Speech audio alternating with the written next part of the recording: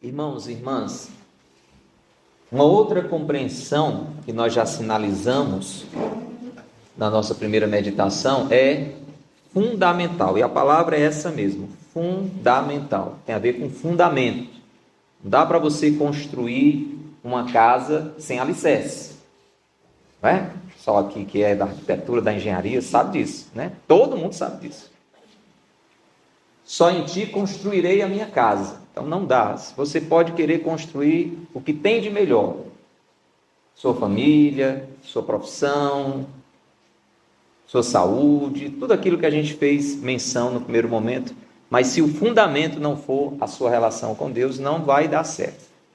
Não vai ser aquilo que poderia ser. Vai arruinar, vai desabar, mais cedo ou mais tarde.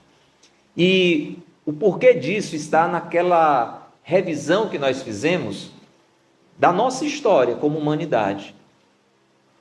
Porque foi assim que Deus nos fez. Deus nos fez para viver em união com Ele. Nós fomos criados assim, graças a Deus. Nós fomos criados, isso está na nossa identidade. A minha identidade, a sua identidade mais profunda é essa filiação a Deus. Criaturas especialíssimas de Deus, aquelas que Deus depositou sobre elas a sua afeição de um modo especial. Os teólogos chegam a interpretar que um dos motivos da queda de Lúcifer, que era um anjo cheio de luz, cheio de poder, o mais belo de todos os anjos, foi de não aceitar que Deus, de alguma forma, demonstrasse mais amor a nós do que a eles, os anjos, criaturas muito superiores a nós.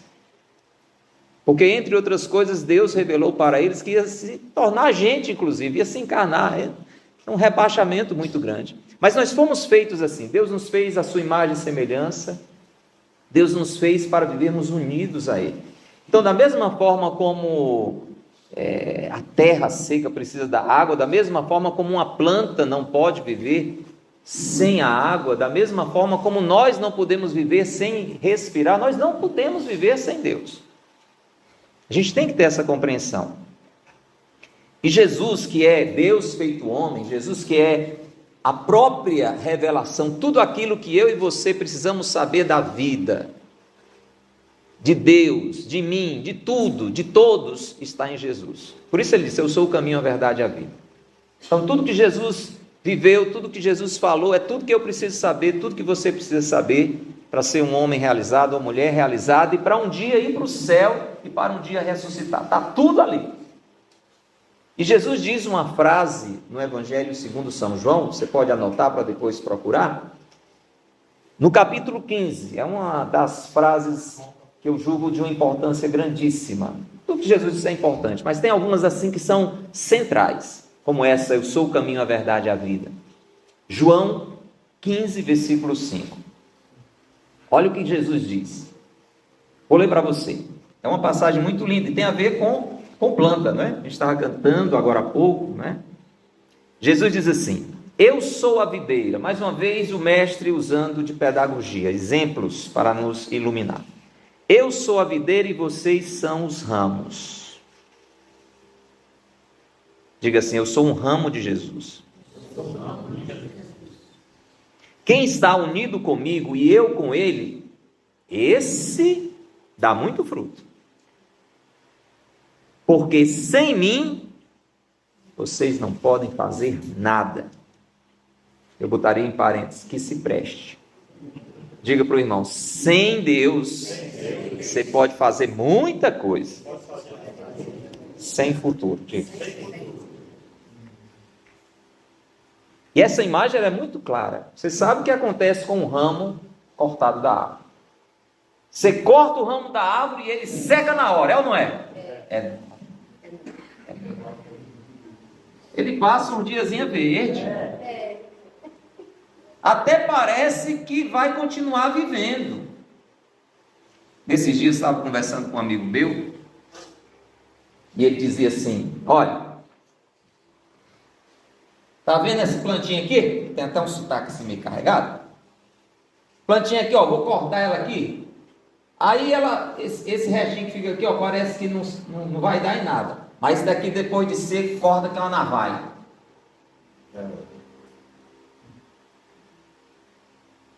Diga para quem está do lado. Separado de Jesus. Cortado de Deus. Você parece que continua vivo. Parece que está tudo bem. Olha nos olhos dele, digo, mas depois você seca. E você seca. E é capaz de cortar igual uma navalha. E machucar muita gente. Gente, sem essa relação com Deus, agora preste atenção, é uma relação concreta. É sobre isso agora que São Francisco de Sales vai nos falar. Não pode ser um mais ou menos. Não pode ser, não, Deus é... Não. Tem que dar passos concretos nessa relação com Deus. Sem essa relação com Deus, a gente não consegue gerar os frutos para os quais Deus nos fez. E essa relação com Deus é importante, eu já dizer para você, ela precisa ser realimentada. E eu quero que você traga agora uma outra imagem. Você pode pensar numa cor mais sofisticada, aquelas lâmpadas assim, tem gente que gosta mais de decoração, umas coisas assim mais sofisticadas, aquelas lâmpadazinhas de vidro, né? Tem um paviozinho branco, inclusive douradinha, coisa mais linda, e para ela acender você bota óleo, um óleo, assim, você acende aquela lâmpada, vai durar a vida toda, é ou não é? Sim ou não? Vou facilitar, pensa numa lamparina, se você é antigo igual a mim, né? Então pensa numa lamparina, que você tinha que botar querosene dentro, tem aquele paviozinho grosseiro. Eu não sei se você é uma lâmpadazinha delicada ou uma lamparina zona assim, bruta, pronto, mas pensa.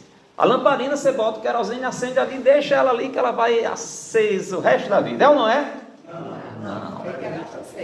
Pergunta para quem está do seu lado. Primeiro, você está aceso? Não. Porque tem que ter o óleo, tem que ter o querosene. Por isso que nós falamos do estado de graça. Alguém que está no pecado é uma lamparina seca, é um galho cortado.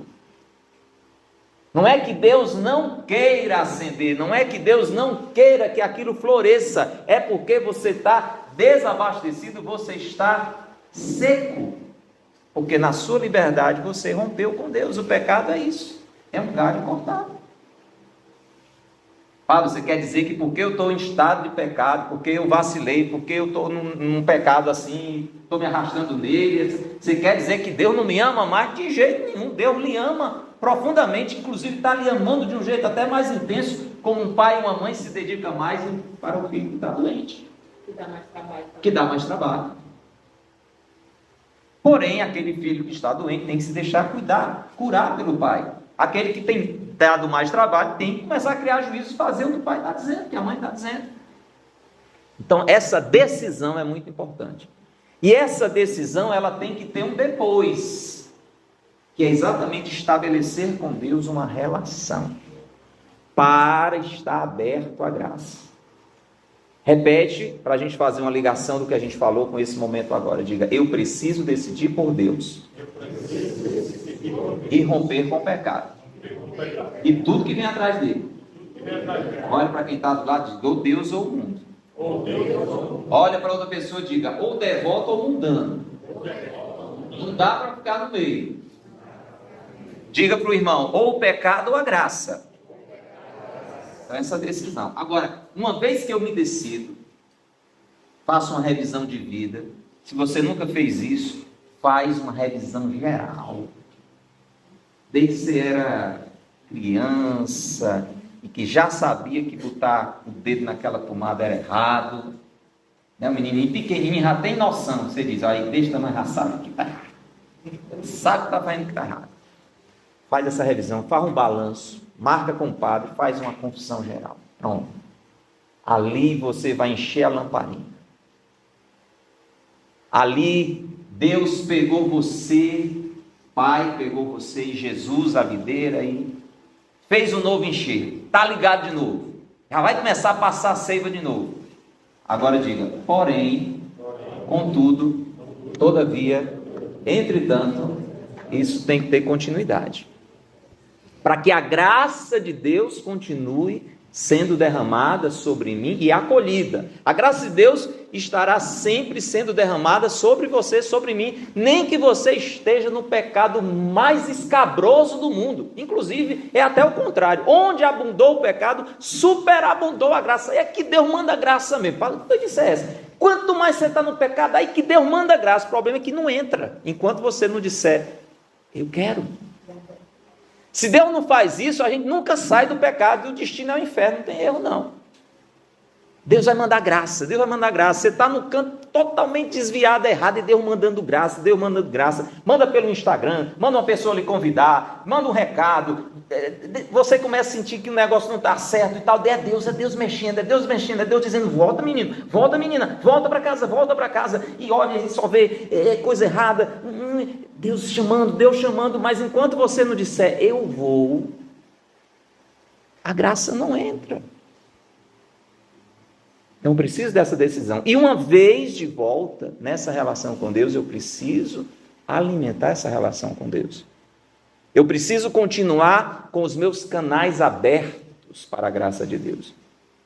E aí São Francisco de Sales vai nos ensinar, como nós vamos ler agora, nessa segunda meditação em grupo, que existem duas vias excelentes que não podem ser dispensadas por onde a graça de Deus nos vem.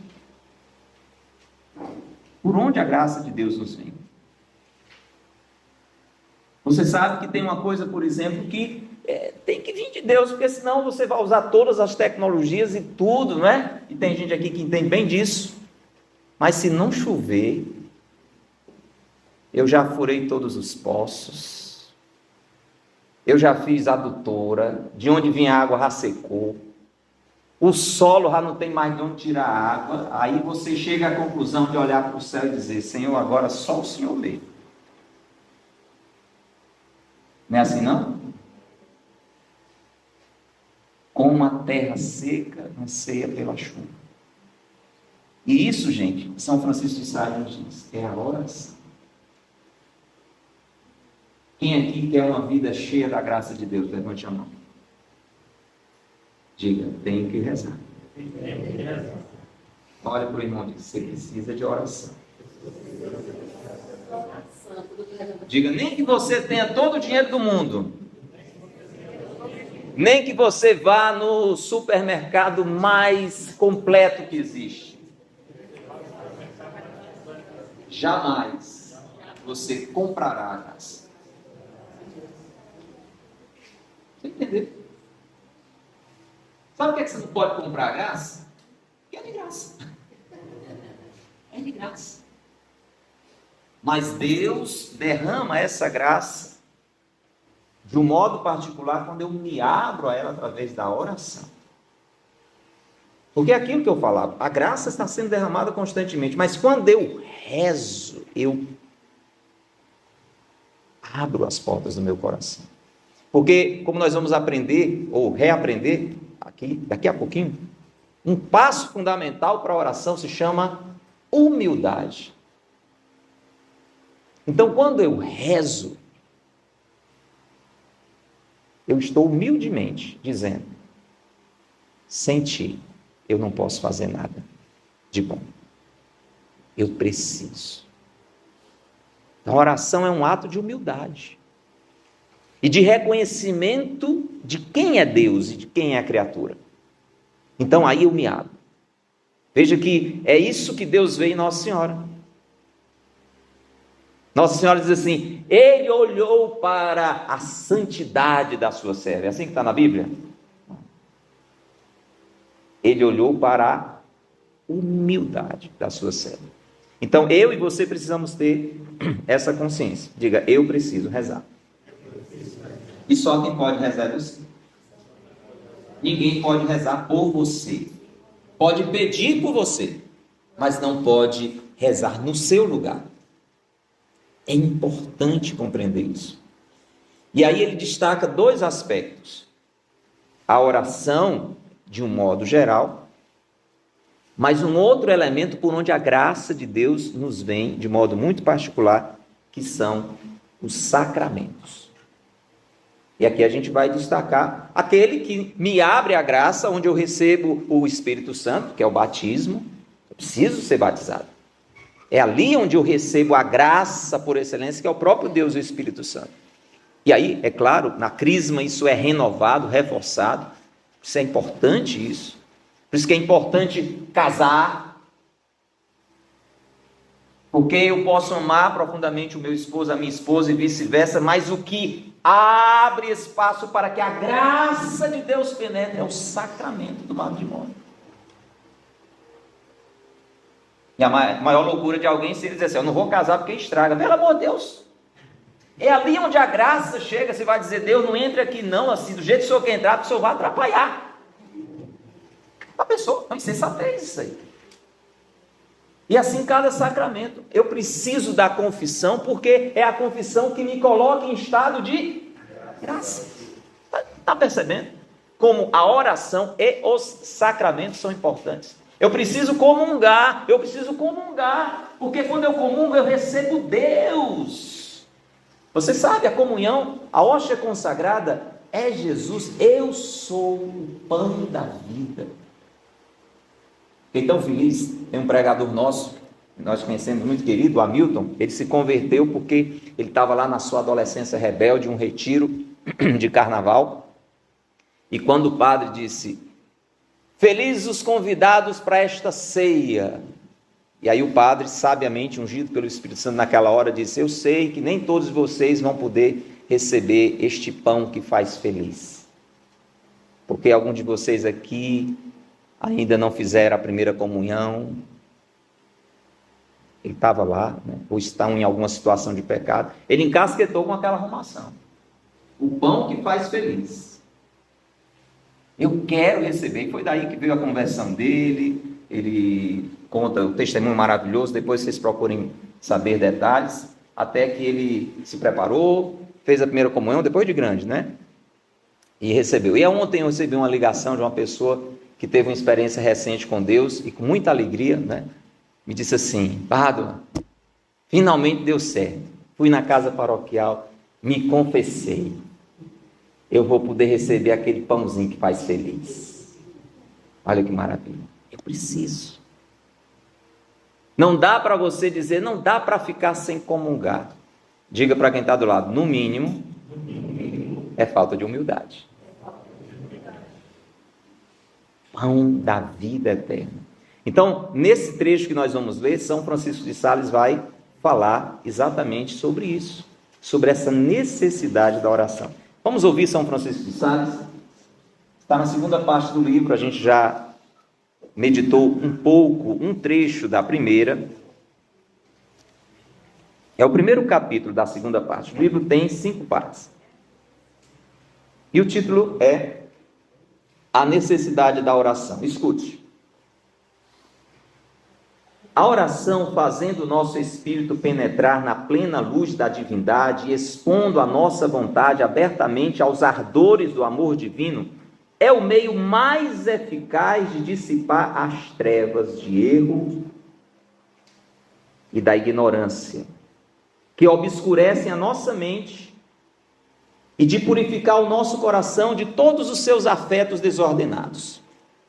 É ela, a oração, a água da graça, que lava a nossa alma de suas iniquidades, alivia os nossos corações opressos pela sede das paixões e nutre as primeiras raízes que a virtude vai lançando. A virtude é coisa boa que eu faço, contrário do vício. O vício é coisa errada que eu vou fazer na vida toda. A virtude é aquilo de bom que eu faço sempre, sempre, sempre, sempre, que são os bons desejos.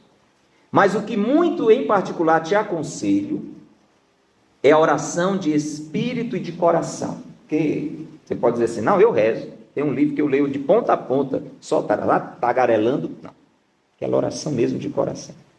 E sobretudo a que se ocupa da vida e paixão de nosso Senhor, contemplando sempre de novo pela meditação assídua. Tua alma há de, por fim, encher-se dele. Tu conformarás a tua vida interior e exterior com a sua. Ele é a luz do mundo. É nele, por ele, para ele que devemos ser iluminados. Ele é a árvore misteriosa do desejo de que fala a esposa dos cantares. É a seus pés que temos que ir, respirar este ar suavíssimo, quando o nosso coração se vai afrouxando pelo espírito do século. Diga para o irmão, seu coração vai se afrouxando, meu irmão, se você não rezar. Vai se afastando de Deus. É Ele a cisterna de Jacó, essa nascente de água viva e pura.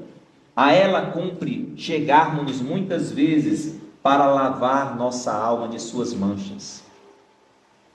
Os meninos, como é sabido, ouvem continuamente as suas mães falarem, e esforçando-se por balbuciar com elas, aprendem a falar a mesma língua. Não é assim que as crianças aprendem a falar?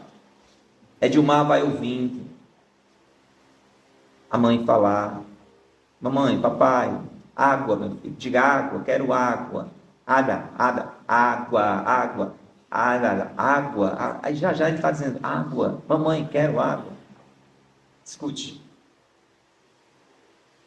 Deste modo, nós, unindo-nos com nosso Senhor pela meditação e notando as suas palavras e ações, os seus sentimentos e inclinações, aprenderemos, por fim, com a sua graça, diga comigo, a falar com Ele. Diga forte, a agir com Ele. A julgar como Ele. E a amar como Ele. Pergunta para o irmão, quer aprender? Tem que conviver com Ele. Tem que rezar. A Ele é preciso prendermos-nos, Filoteia, e creme que não podemos ir a Deus o Pai senão por esta porta que é Jesus Cristo. Diga para o irmão, só tem uma porta.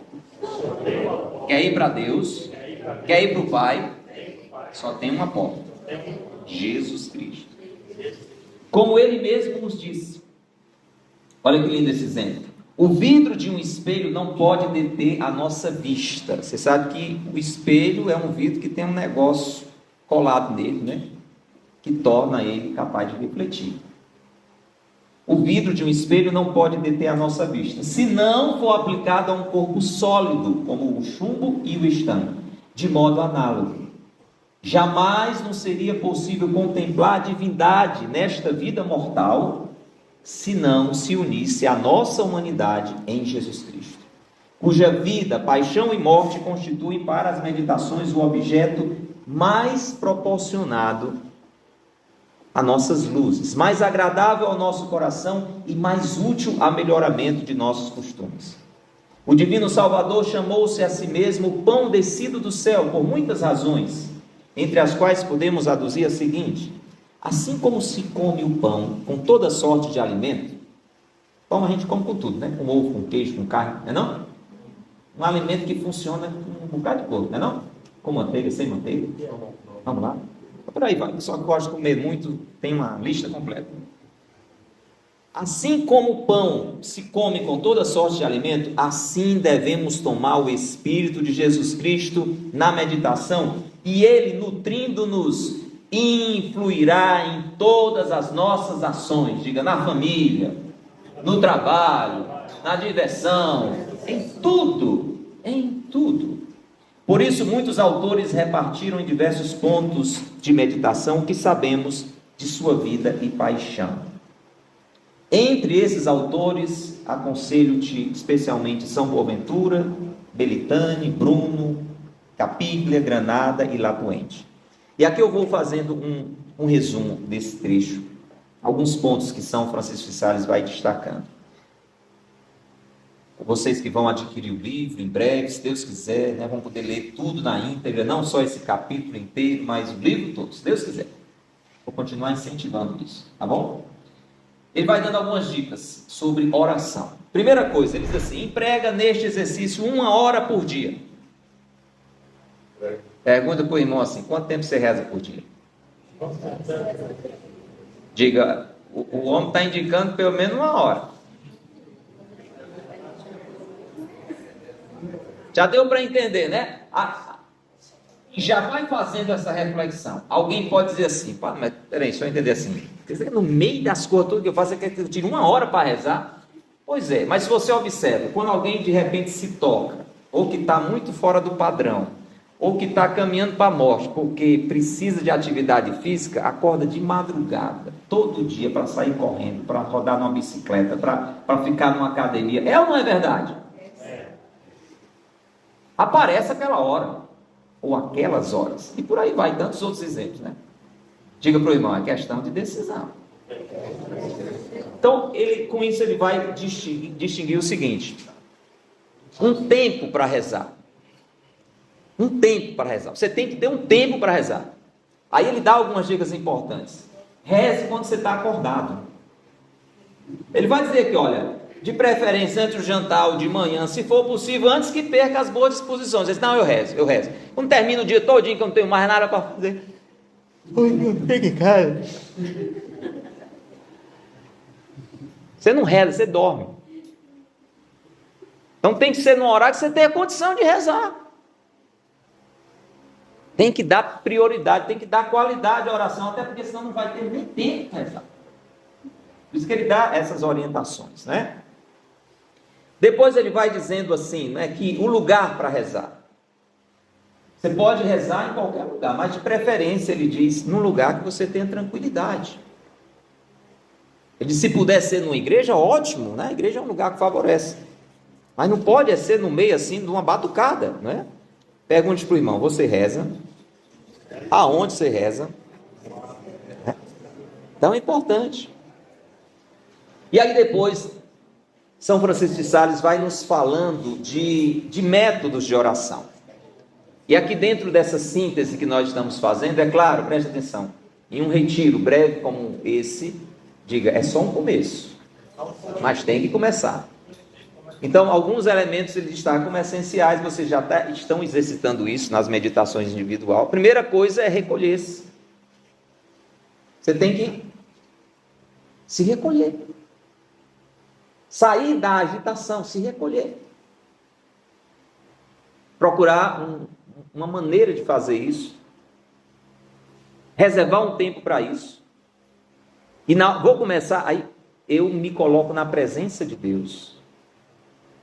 E aí eu posso fazer isso de várias maneiras. Olha que coisa linda, eu posso me sentir na presença de Deus contemplando a obra da criação. Sim ou não? Sim. A gente olha para um espaço lindo, para o mar, para uma serra, para a natureza, para uma flor. Você sente uma presença do Criador. É ou não é? Pronto, faz isso. Você pode fazer isso também com Deus em você. Coloque-se na presença de Deus. Cadê Ele? Bate a mão no peito. Está aqui. Aqui. A presença de Deus em mim. Se dá conta disso. Doce hóspede da minha alma, Deus. Você pode fazer isso numa igreja, ali no sacrário, olhando Jesus presente. Então coloque-se na presença de Deus. Depois ele vai dizer, traga um mistério. Invoque a ajuda de Deus. Meu Deus, me ajude agora. Me ilumine. Vou rezar, hein? Me ajude, me ilumine aqui. E aí pensa em algo daquilo que Deus quer falar com você. Por isso que é importante rezar com a Bíblia. Quando a gente reza com um texto, a gente vai contemplando os mistérios. Então traz. E aqui, gente, eu já quero abrir um parênteses. É muito importante isso, porque o objetivo da oração, guarde isso na sua vida, não é pedir que Deus faça o que você quer. É saber o que Deus quer que você faça. Porque muitas vezes a gente pode pensar assim, não, eu rezo muito. Olha, eu rezo por todo mundo. Eu rezo pelo meu filho, pela minha mãe, por todo mundo que está doente. Ótimo, isso é um tipo de oração, de súplica, de intercessão. Mas o principal da oração é chegar e dizer, Deus, o que é que o Senhor quer que eu faça? E muita gente vai rezando errado. Está rezando só dizendo, Senhor, paga minhas contas. Senhor, me dá saúde. Senhor, cura minha doença. Senhor, me ajuda a prosperar. Senhor, me ajuda.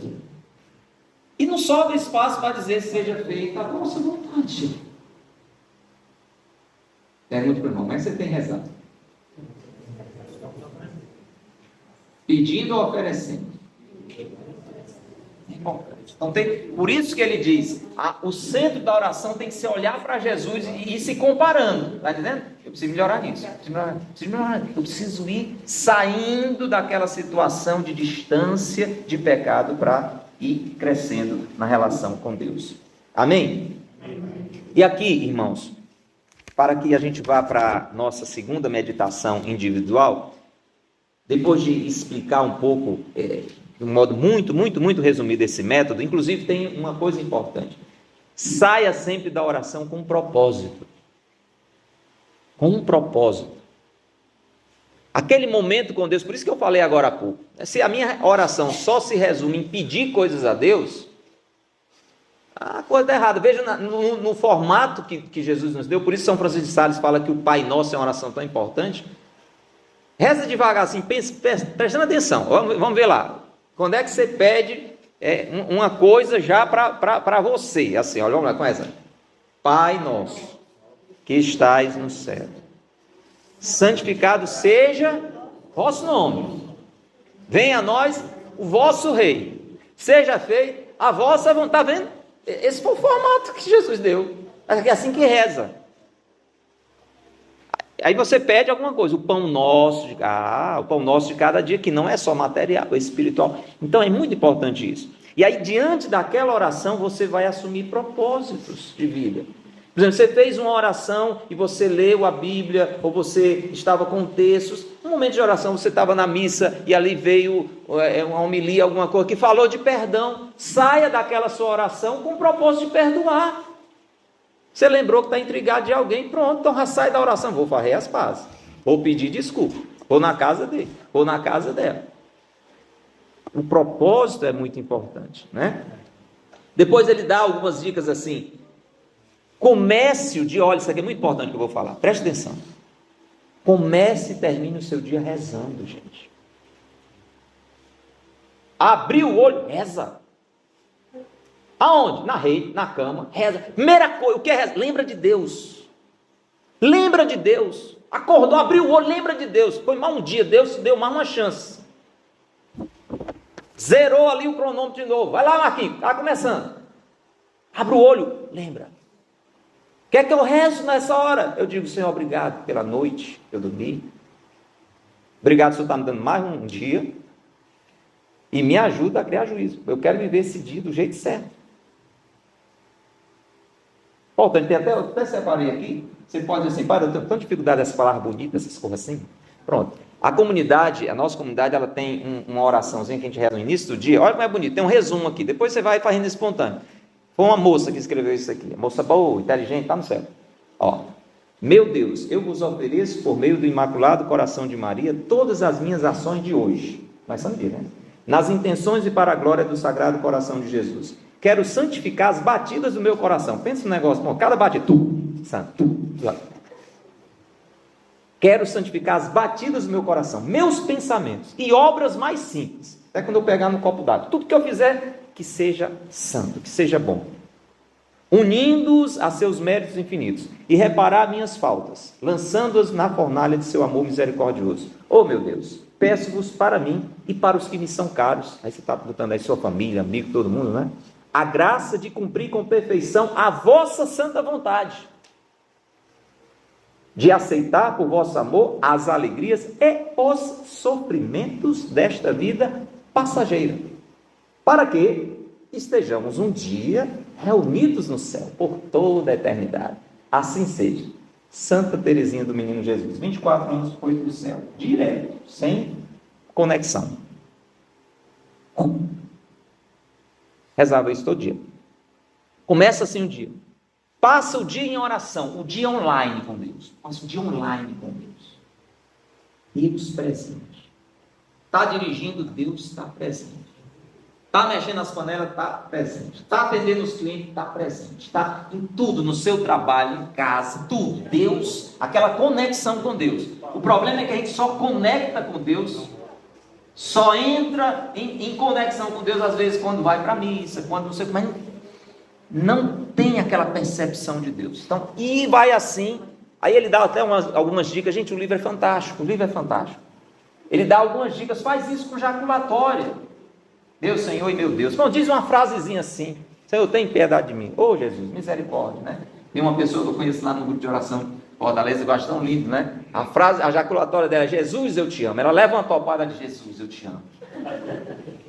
Encaixa essa frase em tudo, né? Jesus, eu te amo. Eu te ofereço isso aqui, né? Eu te amo, obrigado por isso aqui. Então, usa as jaculatórias e mantém esse coração em Deus. E termina o dia em Deus. Não vai dormir sem rezar. Faz uma oração. Uma boa dica é aquelas completas que a gente rezou ontem. Ali nas completas tem a palavra de Deus e tem um momento de exame de consciência. A gente começa o dia rezando, querendo acertar e termina o dia pedindo perdão por onde a gente errou e querendo acertar melhor no dia seguinte. Pergunta para o irmão, tem rezado o dia todo? É muito importante. Amém? E aqui, destaco alguns elementos por fim. Escute. Diga, Santa Missa. Frequente. O maior desastre na vida de alguém é não ir para a missa nem dia de domingo. Nem dia de domingo. Pelo menos a missa dominical. Bem participada. Pelo menos. E de preferência, missa frequente. Missa frequente. Se organize. Coloque como prioridade para você. Imagina que alguém está distribuindo, vou exagerar a oferta para motivar vocês, R$500 por dia. Pensa nisso aí. Com que frequência você ia buscar? R$500. É só chegar lá, novinho assim, chega e estrala. Todo dia, se eu for, dá. É mesmo. Em espécie. Do jeito que você quiser.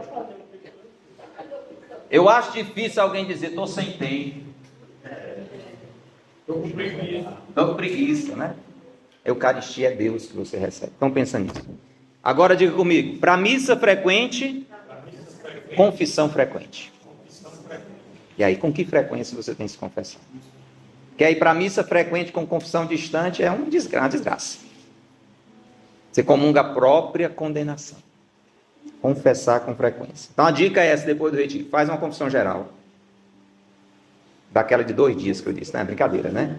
Você diz tudo. Mas o Hamilton levou 2 horas, quando ele foi, na juventude dele, se confessar. Passou 2 horas se confessando, e ele disse que achava bonito que o padre só dizia assim, tem mais alguma coisa, meu filho? Disse que achou tão lindo aqui, né? Eu dizia, aí quando eu tomava um fôlegozinho, o padre dizia, tá certo, tem mais alguma coisa, meu filho? Foi 2 horas a confissão geral, né? E aí depois passa a fazer confissão frequente.